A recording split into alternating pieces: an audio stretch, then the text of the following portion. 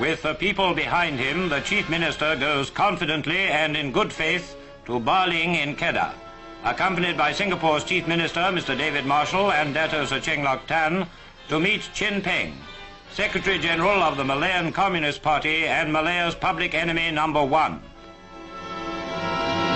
Much as the people of Malaya wish to end the senseless terror of the past, none desires to yield an inch to the men who committed these crimes.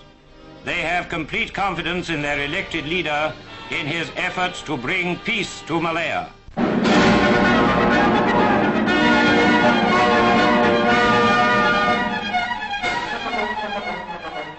The eyes of the world turned for a fateful 2 days on Baling near the Thai frontier for talks between government representatives and communist terrorist leaders.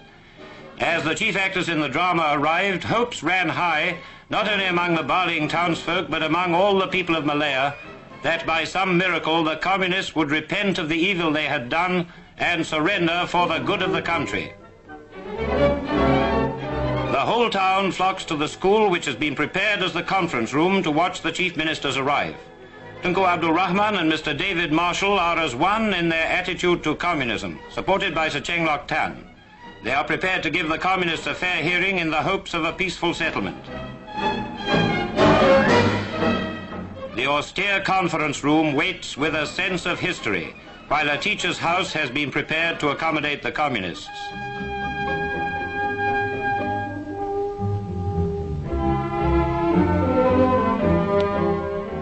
There is little ceremony in the arrival of the communist delegates. 2 ordinary police trucks with hard benches picked them up at the jungle edge and brought them into Baling.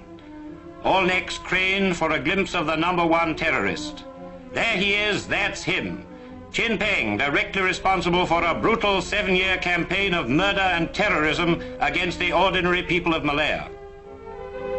Propaganda Chief Chen Chan is with him, and also Abdul Rashid bin Maidin, who escaped from the Malacca detention camp in 1951.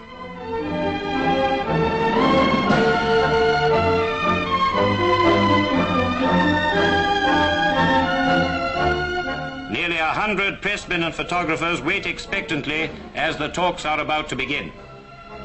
The government delegation is confident, as well they might be, led by elected chief ministers with every right to speak with authority on behalf of the Malayan people.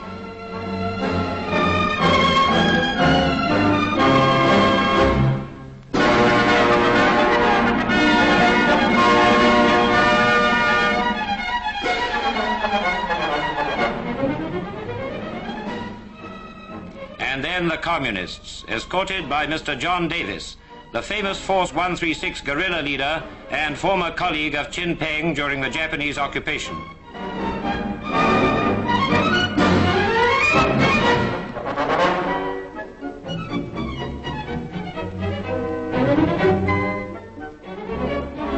However starved his rank and file may be, it's obvious that the boss has been living well in his Siamese hideout. The communists' first demand, as expected, was for recognition of the Malayan Communist Party.